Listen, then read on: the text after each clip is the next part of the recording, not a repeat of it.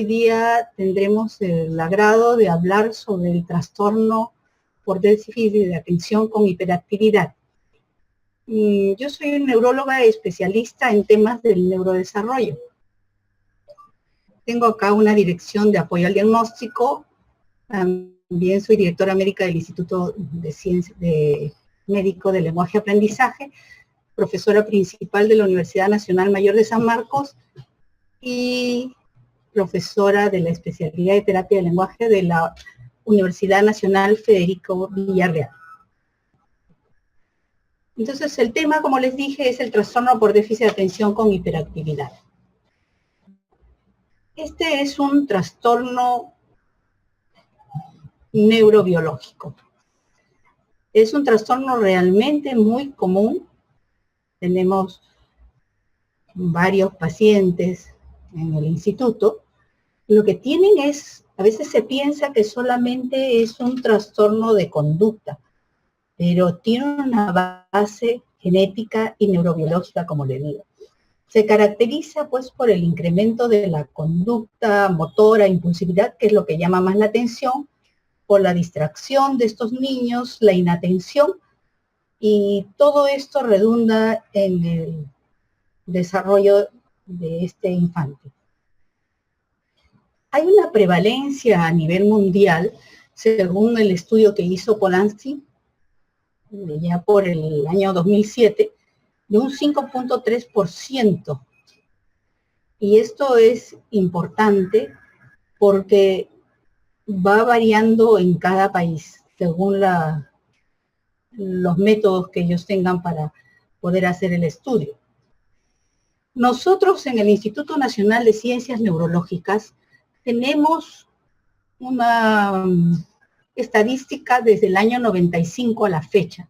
Como ustedes verán en el diagrama que está a la vista, en el 2017 hemos tenido de 11.410 pacientes atendidos, 1.743 diagnosticados con TDAH. Y la población, según vemos, tenemos otros diagnósticos como el 91.47 y TDAH es el 8.53% de nuestra población. Esto es que hemos tenido de una población atendida desde el año 95 al 17, 245.860 atenciones. Hiperactividad lo tenemos en casi 21.000 pacientes. Y según lo que va al sexo, normalmente se tiene que es de un 20% de mujeres a un 80% de hombres. Nosotros tenemos un 81.25% de varones versus un 18.75% de mujeres. Entonces, además de esto, se estima que las 2/3 partes continuarán con esta sintomatología en la edad adulta. Entonces, y hay un 15% que tendrán el diagnóstico completo, pero un 50% quedan en remisión parcial. Y en remisión parcial es porque todavía persiste una sintomatología, y eso lo podemos ver de repente en nuestros políticos, que a veces son muy impulsivos, o en cualquier otra persona, ¿no?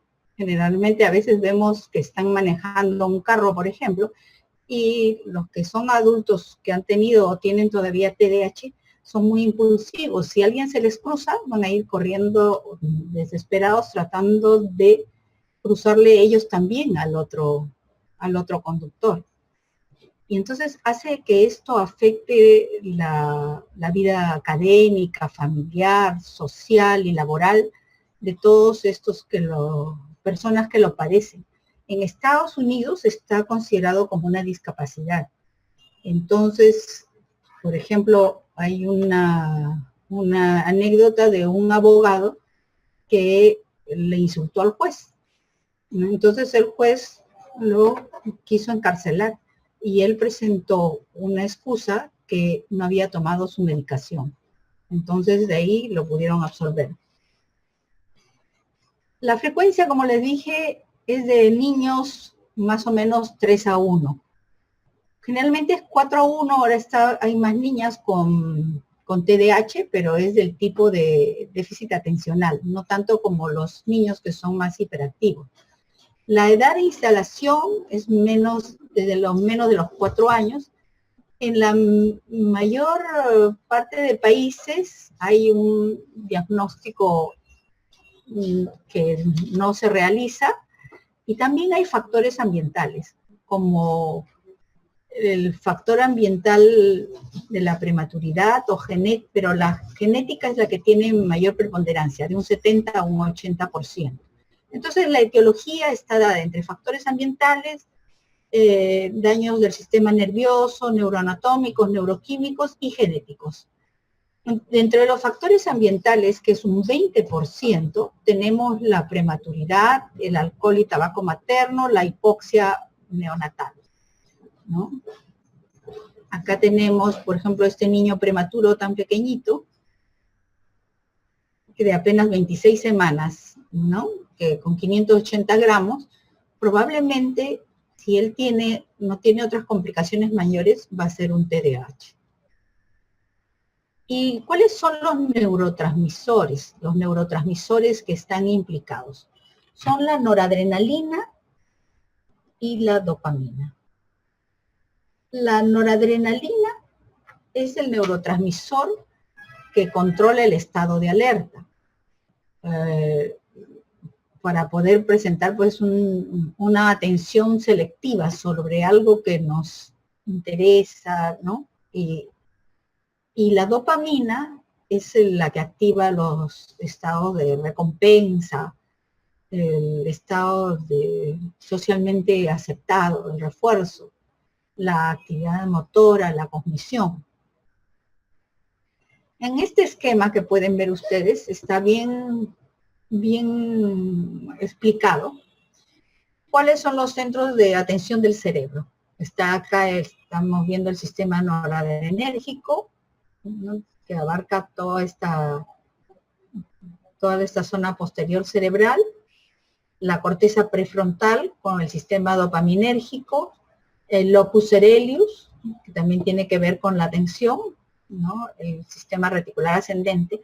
Pero miren acá, este es un niño sin TDAH, un niño normal. Entonces viene el impulso nervioso, tanto de la dopamina como la de la noradrenalina, va hacia el transportador y hace que esto pase por el espacio interneuronal, hace que llegue al receptor y la otra neurona es estimulada y así el niño presta atención. O sea, ese es como es el mecanismo para que se pueda prestar atención.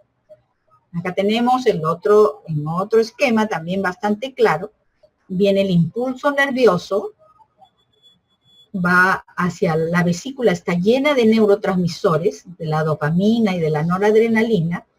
Entonces ese impulso nervioso hace que esa vesícula se mueva hacia el borde de la neurona, ¿no? De la neurona presináptica, vacía su contenido al espacio intersináptico y llega al otro lado, donde es recibida por los receptores y el niño logra prestar atención. Eso es lo que normalmente pasa. Pero, ¿qué pasa en un niño con TDAH o adulto con TDAH? Porque ya dijimos que esto es tanto para el niño como para el adulto. Que no pasa la cantidad necesaria de dopamina o de noradrenalina. Es lo que no pasa a la otra neurona. Entonces, miren acá, una persona normal, la cantidad que tiene de los neurotransmisores, y una persona con déficit de atención e hiperactividad tiene mucha menor cantidad de neurotransmisores. Por lo tanto, no puede prestar atención. Además, hay genes relacionados al TDAH. No voy a incidir mucho sobre esta parte, pero les voy a nombrar.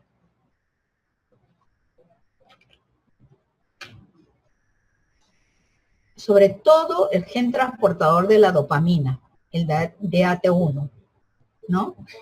Este se localiza en el cromosoma 5, en el P15.3, y tiene además polimorfismos, porque según estos genes, a veces pueden haber una no respuesta al tratamiento.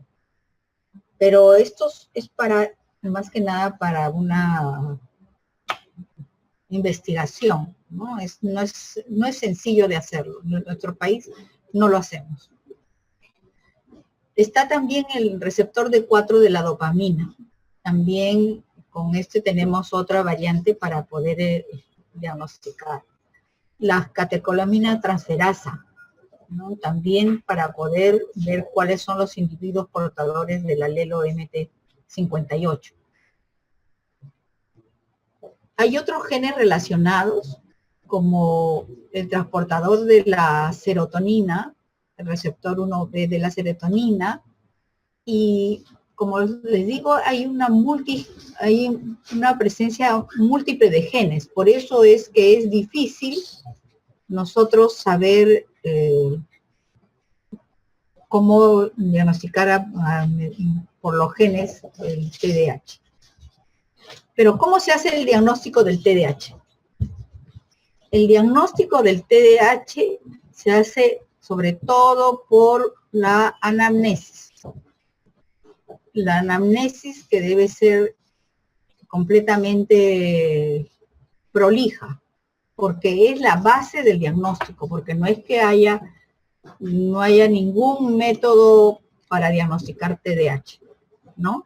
Por ejemplo, nosotros no tenemos pruebas así como en el trastorno del espectro autista, que está el lado 2 para diagnosticar TDAH, ¿sí? Entonces,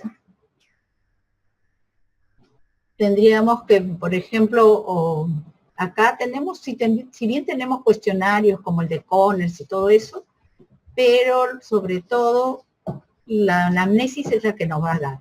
Hay que hacer una evaluación neurológica. La evaluación neurológica es realmente una evaluación que no nos da sintomatología ni signología mayor, ¿no? Tal es así que tenemos lo que llamamos signos blandos, como una dispraxia somatoespacial, ¿no? O problemas solamente de impersistencia motriz, de discriminación digital, o sea, llamamos signos que son mínimos. Pero lo más importante es evaluar la conducta en el hogar, en la escuela. Tenemos que mandar cuestionarios a los profesores para que los profesores nos digan cómo se va desempeñando el niño. Yo generalmente mando la encuesta de la DSM-4 porque es una encuesta adaptada que la hemos hecho nosotros acá y les puedo dar después la dirección de mi web para que ustedes puedan descargar esa encuesta, porque es realmente bastante sencilla de resolver, es que a veces con el Conners de profesores, como es larga, los profesores no quieren comprometerse porque si tienen tantos niños y más tener que hacer estas encuestas, mientras la que tengo yo adaptada de la DSM-4 es como la de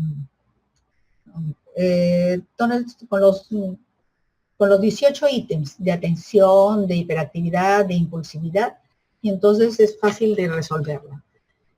De ser necesario, se pide otros exámenes auxiliares, porque como utilizamos la medicación que es estimulante, entonces podemos provocar ya sea alguna crisis convulsiva, si es que no está el paciente bien tratado, o un brote psicótico. Por eso es que se pide también el electro de ser necesario. Los potenciales evocados auditivos, porque se ha visto que hay niños que no tienen audición y con esto pueden pensar que tiene problema de atención. Una tomografía, una resonancia de acuerdo a lo que pensemos, porque también puede estar la neurocisticercosis, que es polimorfa, y presentarse como un síndrome de hiperactividad. Y como tenemos una serie de otras evaluaciones de los otros profesionales que son importantes para nosotros. La evaluación psicológica, porque la evaluación psicológica nos da cuál es la conducta del niño, cuál es la manera que el niño y sus padres se relacionan, los niveles de lenguaje y aprendizaje, porque en el nivel de lenguaje nosotros, generalmente estos niños a veces tienen un retraso de inicio del lenguaje. Claro que después van a hablar bien, pero a veces pueden ser, generalmente las niñas son muy verborreicas. Entonces, y nos van a dar los problemas de aprendizaje. La evaluación psicomotriz es fundamental, porque generalmente estos niños son buenos, los hiperactivos y hábiles en lo motor, pero también tienen a veces torpezas motoras, se les caen las cosas, se chocan con los objetos por la impulsividad que tienen. Entonces, y un niño que no tiene una buena estabilidad motora va a tener dificultades para prestar atención. En la carpeta se va a chorrear, va a tener que estar moviendo los pies, porque esa es la manera, entonces se distrae, o moviendo el lapicero, haciendo otras cosas, ¿no? Y la sensoriomotriz, que es la evaluación que hacen los terapeutas ocupacionales, porque nosotros sabemos que los sentidos deben de estar pues indemnes, y ellos pueden tener problemas propioceptivos y de otro tipo que nos van a influir en el aprendizaje de los niños. Entonces, pero lo que les quería decir, la evaluación y el diagnóstico es clínico, eminentemente clínico. Tenemos las ayudas de las encuestas y las otras cosas, pero no es como a veces los papitos vienen y me dicen que tómele el electro para ver si está normal y entonces quiere decir que no tiene TDAH. Así no es el asunto, ¿no? Bueno, entonces ahora con la DSM-5, que ya salió en 2013, tenemos que ahora hablamos de presentación clínica del desatento. Vamos a ver los síntomas del desatento. Lo que, como les dije, en lo que está basado mi encuesta que hago sobre el TDAH. Entonces, estos síntomas tienen que tener más o menos 6 meses de duración, pero tienen que tener 6 meses de duración y tiene que influir, o sea, perturbar sus actividades sociales, académicas o laborales. Porque si la desatención que tiene el paciente no perturba su actividad laboral ni académica, no nos debemos preocupar. Nosotros a veces estamos ansiosos, estamos tensos, estresados y podemos tener fallas de atención. Pero si no perturba, no nos tenemos que preocupar. Entonces los ítems son los siguientes. Fracasa cuando tiene que prestar atención a detalles o comete errores por descuido. En el test que yo manejo, ahí he puesto sí, no o más o menos, para poder saber si es muy frecuente o no. Se equivoca en tareas o juegos por falta de concentración. Parece no escuchar cuando se le habla. Por eso en este ítem es importante saber que el niño o el adulto sí escucha, porque a veces en el niño puede tener un problema auditivo y nosotros estar tomándolo como un problema de atención. Y además también ahí puede haber un trastorno del procesamiento central y el niño parecer que no está prestando la atención debida. Dificultad para seguir instrucciones o para terminar sus labores escolares. Dificultad para organizar sus tareas y sus actividades. Evita o rechaza tareas que le demandan esfuerzo mental sostenido. Él las trata de evitar, trata de no hacerlas o hacerlas a último minuto. Pierde cosas o útiles necesarias para sus tareas. Eso también es súper frecuente porque en eso tenemos a las mamás que siempre que tienen que estar buscando que si lo mandó con chompa en la mañana, pero salió el sol, entonces ya no trae la chompa. O hasta deja su lonchera, o deja sus cuadernos, no trae para lo que tiene que hacer. No siempre está perdiendo sus cosas. Y eso también se ve en los adultos. Se distrae fácilmente porque de repente en el ambiente en que está aparece, pues, de repente suena la corneta del heladero, entonces ya se pone a pensar en el heladero, si no comienza a pensar en cualquier otra cosa por la bulla que hay en el aula, ¿no? Y olvida sus actividades diarias. Esos son por la presentación de tipo desatento. También tenemos la otra presentación clínica hiperactivo-impulsivo. Aquí estarán viendo ustedes a mis pacientitos, cuando teníamos antes esta pileta en la parte de consulta externa, pues ellos corrían por la pileta y se colgaban como están viendo. Y Entonces está la presentación de espíritu hiperactivo impulsivo. También deben tener 6 o más de los siguientes síntomas, ¿no? Y tienen que afectar la actividad social y académica para nosotros tomarlo en consideración. Porque acuérdense que los niños pequeñitos pues son hiperactivos, son movidos, son inquietos, pero si no afecta en mayor grado, tranquilamente nosotros no vamos a interferir. Entonces está el niño que golpea con las manos o los pies o no está quieto en su sitio. En el adulto ya no va a estar golpeando con las manos o los pies, sino en el adulto lo que le pasa es que está moviendo la punta del pie o jugando con el lapicero, masticando el lápiz en ese caso. El otro se levanta de su sitio en clase. En el adulto no es que se va a levantar de su sitio en clase, sino está tratando de salir si es trabajador de oficina, muy difícil, ¿no? Pues está tratando de salir a cada rato del sitio. Es muy corredor o trepador. No siempre está yendo de un lado para otro, siempre en movimiento. Otro tiene dificultad para permanecer quieto durante sus juegos o sus ratos de ocio. Cuando está en los ratos de ocio, tiene que estar saltando o haciendo alguna cosa en movimiento. Es cierto que ahora tenemos el Wii, todos, el PlayStation, pero también buscan juegos que sean así, que sean de movimiento. A menudo está listo para partir o actúa sobre la marcha. Habla excesivamente, como les dije, esto ya es con las mujercitas, ¿no? Que hablan excesivamente, que la mamá dice, ya estoy cansada, todo el rato me habla y la profesora también. Interrumpe o contesta una pregunta antes de que haya sido completada. La profesora ni dice, ni bien termina de decir, ya está queriendo contestar, ¿no? Es una manera que se da. Tiene dificultad para esperar su turno, eso vemos hasta en el cine, que se quieren colar, ¿no? Interrumpe o se entromete en juegos o conversaciones de otros. Siempre está metiendo la cuchara donde no debe, a veces son muy imprudentes y causan conflictos en la familia, ¿no? A veces causan conflictos entre los papás y la mamá. Lo que es importante señalar que los 3 últimos ítems que tenemos acá son los de la impulsividad. Los que dice interrumpe o contesta una pregunta, tiene dificultad para esperar su turno, interrumpe o se entromete en juegos o conversaciones de otros. Estos 3 últimos son muy importantes porque son los que persisten hasta la edad adulta y le van a dar dificultades sociales al paciente. Entonces, por eso es importante hacer el diagnóstico temprano para poder modificar y que tenga una mejor calidad de vida. Porque esta gente, yo estoy hablando desde de los TDAH, que son, como le digo, es el trastorno per se, porque no estoy hablando de los TDAH que son como comorbilidad, o sea que se presenta, hay TDAH que se presenta en los retardos mentales, TDAH que se presenta asociado a otras patologías, ¿no? Al X frágil, qué sé yo.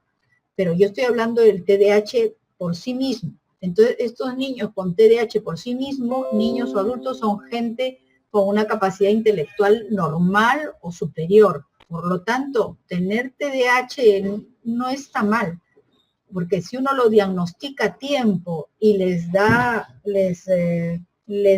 las terapias adecuadas y debidas, esta gente va a ser muy exitosa porque tiene una gasolina, como les digo yo, de alto octanaje. Y eso es lo que se necesita en esta vida. En la actualidad, pues necesitamos no solo trabajar en un solo sitio, tenemos que hacer el trabajo, la docencia, la investigación. Entonces esta gente tiene mucho más energía y lo puede hacer. Y si está bien encaminada, va a ser gente muy exitosa. Ustedes entrarán y verán que hay una serie de personas famosas que son TDAH. Por eso para mí el diagnóstico precoz para evitar que ellos sean maltratados psicológicamente y les hagan creer que no son capaces. Entonces ahí dice varios de estos síntomas están presentes antes de los 12 años. Esa es una modificación que se ha hecho ahorita en la DSM-5 del 2013, porque antes era de 7 años, y que tiene que estar presente en 2 o más lugares. Porque hablar del TDAH en un solo lugar, eso no es cierto, porque eso puede ser por otras causas. Si es solo en el colegio o solamente en la casa puede ser si los padres están divorciando, entonces el chico va a tener un ánimo depresivo y se puede comenzar a mostrar muy impulsivo y muy inquieto. Y tienen que causar deficiencias en el funcionamiento social, en lo académico, en lo laboral, ¿no? O sea, tiene que haber una disfunción social. Y también hay que descartar que no sea parte de otra enfermedad mental, ¿no? Ya sea la esquizofrenia o la depresión, un trastorno psicótico, eso es lo que tenemos que descartar. La presentación clínica combinada, aquí también están viendo uno de mis niños que vino corriendo completamente inquieto porque sabía que me estaban entrevistando para un periódico y entonces estaba con los reporteros, entonces estaba emocionado y como verás ustedes es tan rápido que se trepó a la ventana y saltó que la chica solamente le dio por encoger el hombro mientras a su pareja ni siquiera se dio cuenta. Son rapidísimos. Entonces la presentación combinada es que tiene tanto de problema de atención como de hiperactividad e impulsividad. Y se le llama en remisión parcial si no tiene no ha cumplido todos los criterios en los últimos 6 meses, ¿no? Pero a pesar de eso sigue deteriorando su calidad de vida. Y la gravedad. Ahora podemos nosotros también desde la DSM-5 poder saber si es leve, moderado o grave, porque antes no lo tipificábamos de esa manera. Y ahora sí podemos nosotros decir leve, si no hay mayor deterioro de su funcionamiento social. Moderado entre leve y grave si ya altera todo el funcionamiento social, no solo de él, sino también en su entorno. ¿Y cuáles son los principales cambios de la DSM-4 revisada a la DSM-5? Es que ahora podemos diagnosticar TDAH y autismo al mismo tiempo. O sea, tenemos los 2 diagnósticos, porque antes pensábamos, ¿cuál ponemos, el TDAH o el autismo? ¿Cuál sería el primero? Pero ahora podemos diagnosticar al mismo tiempo y para realizar el diagnóstico sí tenemos que presentar los 6 o más síntomas del trastorno de los que no hemos nominado, pero en los adultos podemos decirle que pueden tener hasta 5 síntomas. Y además ya hay cuestionarios para adultos también. Que como les decía, en mi página web ustedes pueden encontrarlo, ¿no? Entonces, ese es el otro gran cambio que tenemos, que los diagnosticamos también en los adultos, ¿no? Estas son las áreas que están involucradas en el TDAH, como la corteza prefrontal, que es la que hace la función ejecutiva, la que planea, la que nos hace el manejo del tiempo, porque a veces ellos se distraen tanto que no manejan sus tiempos, la que controla los impulsos, el juicio, el pensamiento crítico. Por eso es tan importante el sistema límbico, que es la motivación, la emoción que uno pone en el trabajo y a veces está desaforada, la parte parietal para la percepción, el hipocampo para la asociación, el reconocimiento, el locus coeruleus y el sistema reticular ascendente para ver el estado de alerta, el núcleo accumbens para ver todo lo que es los sentimientos, los pensamientos, la función motora.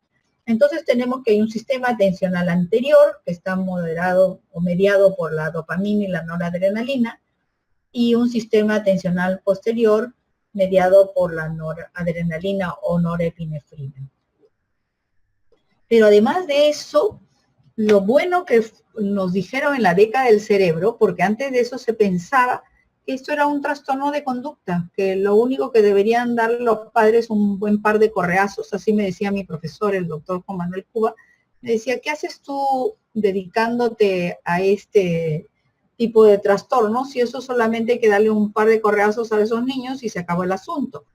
Pero en la década del cerebro se hizo tanto avance que vio que tenía una base neurobiológica. Y eso lo podemos ver en las neuroimágenes. En una resonancia magnética cerebral funcional, nosotros podemos ver que en el paciente normal hay una disminución del flujo sanguíneo en el cíngulo inferior, mientras que en el paciente con TDAH hay un aumento del flujo en la zona frontoestratal, ¿no? Entonces, eso es importante. También podemos ver en el PET, que es la tomografía por emisión de positrones, que hay una disminución del metabolismo en las áreas de la atención. Y cuando se les da el tratamiento de elección, que es el metilfenidato, vemos cómo mejora el paciente. Y cuando nosotros hablamos también del SPECT, ¿no? Que es la emisión de un solo fotón, nosotros vemos, por ejemplo, en el paciente control, nosotros ponemos que ver en los ganglios basales que hay una densidad normal, mientras que en los niños con TDAH o ADHD se le ve mucho mayor concentrado. Así también podemos ver. Y cuando después se ven acá, por ejemplo, que está súper concentrado, ¿no? Súper concentrado, pero cuando le damos tratamiento, entonces esto se regula. Tratamiento con el metilfenidato, me refiero. Y también tuvimos nosotros en el año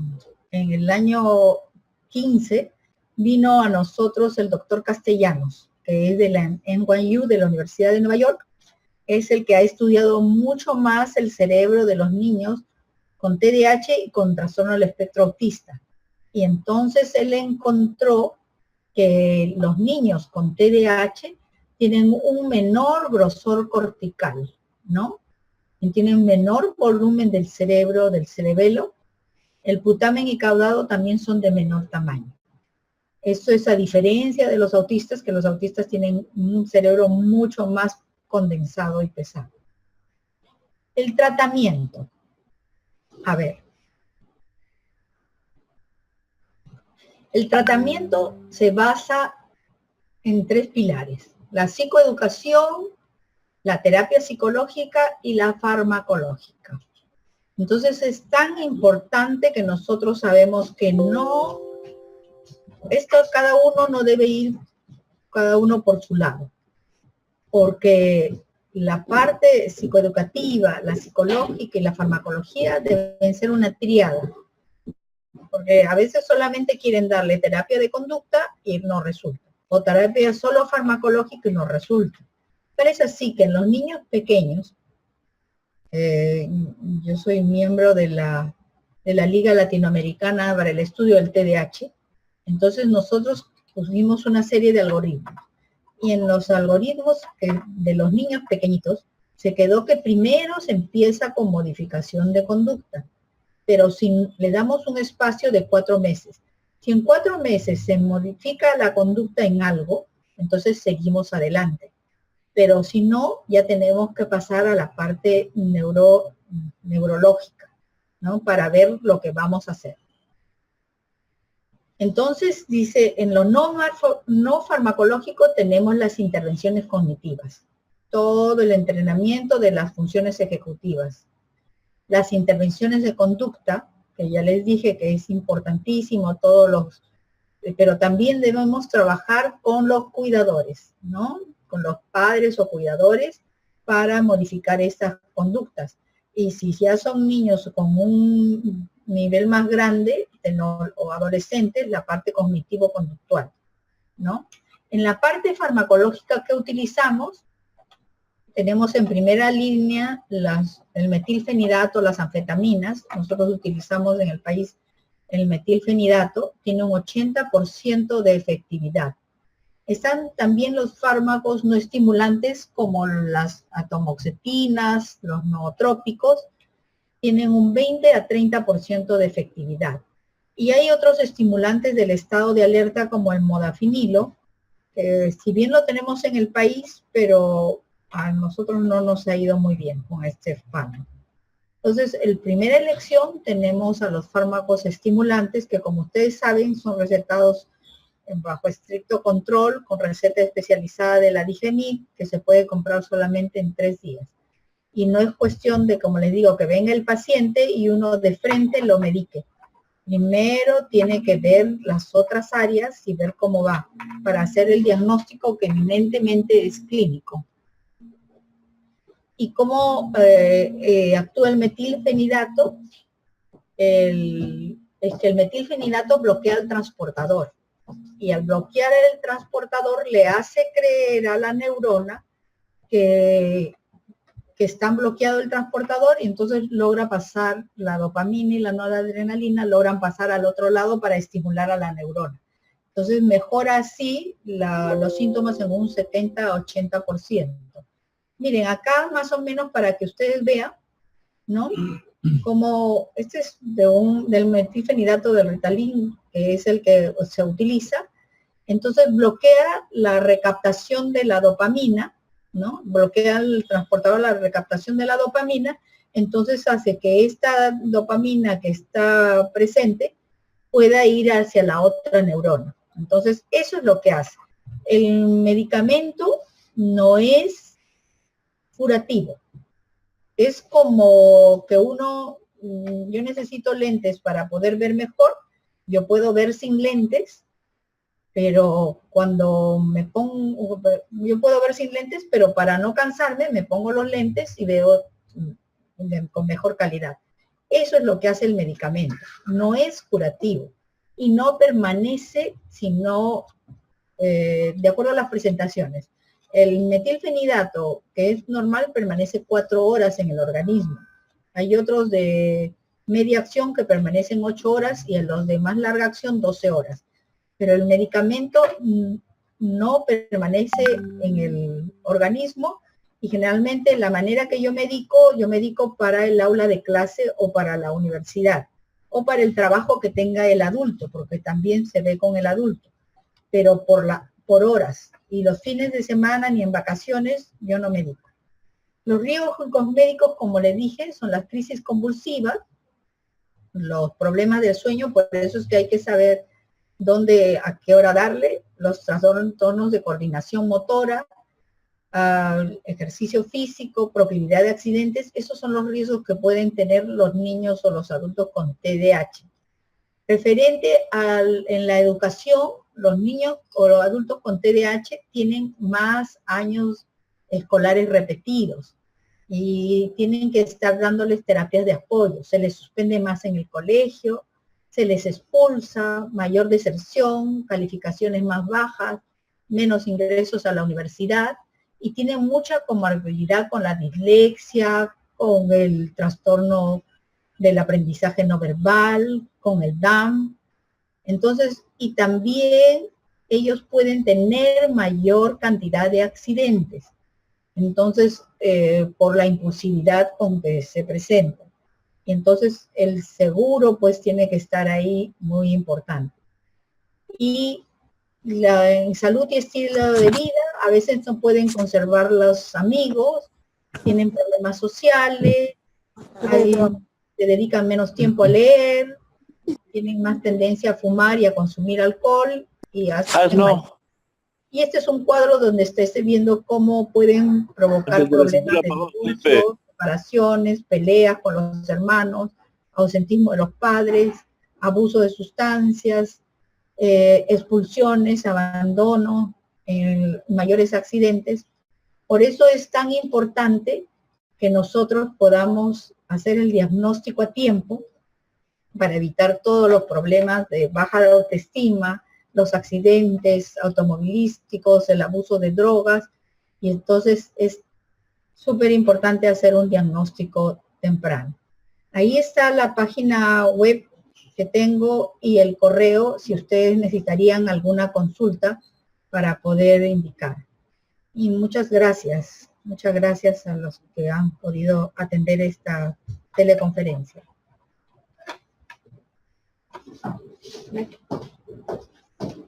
¿Ya? Vamos a hacer algunas preguntas.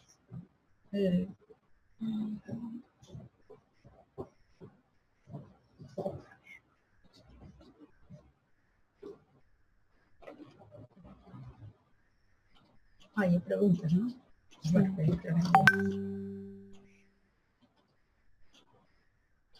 ya. No me salió el audio ese. Juliana Parcana estaba ahí. Sí, solamente invítalos acá. Bueno, podrían hacer preguntas si desean. Quería saludar a la doctora Juliana Parcana de ICA, que veo que está ahí. ¿No? Pero dice que no han podido escuchar. Dice que el audio no ha estado bueno. ¿No? Sí, no sé si ustedes podrían hacer algunas preguntas. ¿Es por escrito todo? Aquí. Sí, pueden hacer las preguntas que deseen, ¿no? Que dice que no podían oírla, y de Loreto dice audio conforme. Si me dicen ahí la hora en que se da la medicación, la hora que se da la medicación es la hora para el inicio del colegio. Uno debe de valorar con los adultos para qué lo necesitan. Por ejemplo, yo he tenido pacientes que están haciendo una maestría. Entonces tenemos que valorar las horas o los temas que les son difíciles para el adulto, y entonces ahí utilizar generalmente el metilfenidato de acción corta. Es lo que tendríamos que ver. Si hay relación entre el retardo leve y el déficit de atención, como les dije, el retardo leve es el diagnóstico primario y el déficit de atención es una comorbilidad, porque los chicos con TDAH de inicio son gente con una capacidad intelectual normal o superior. Entonces, pero también se trabaja con los niños con retardo y se les da medicación, porque les mejora, de repente no, mientras más retardo tengan, el niño con la medicación no va a mejorar tanto. Pero con un retardo mental leve, sí va bien, ¿no? Pero es mejor con los niños que tienen capacidad intelectual normal. Y la medicación, como le digo, es de acción corta y solamente va a las horas de clase, porque lo demás tienen que hacerlo con las terapias. La consulta sobre la edad de diagnóstico. La edad del diagnóstico, como verán ustedes, antes se pensaba que solamente podía ser en pequeños, pero en la actualidad se puede diagnosticar también en adultos. Y tenemos cuestionarios en mi página web que les estoy dejando. Ustedes van ahí a pruebas de descarte, van hacia y ahí pueden descargar los cuestionarios del TDAH del adulto y del TDAH del niño, ¿no? Y es factible hacerlo. ¿Es necesario al niño realizarle una resonancia magnética cerebral? Es que no es necesario. Sí hicimos un estudio, lo hicimos y lo presenté en la Liga del TDAH, pero fue como estudio nada más, y se hizo la espectroscopía de N-acetil-aspartato en los TDAH y en los trastornos del espectro autista. Pero realmente el diagnóstico es solo clínico, ¿no? Entonces nos puede ayudar si nosotros estamos pensando en alguna otra patología, ¿no? Porque las neurocisticercosis nos pueden dar sintomatología parecida también. Dice, bueno, felicitaciones. Muchas gracias, está Darwin. Darwin, un saludo, Darwin, desde acá para allá. Si es frecuente, dice, la pregunta es si es frecuente el TDAH medicamentoso. O sea, ¿a qué se refiere el doctor Darwin? ¿Que de repente por un medicamento el chico se vuelva más inquieto? O no sé, porque realmente...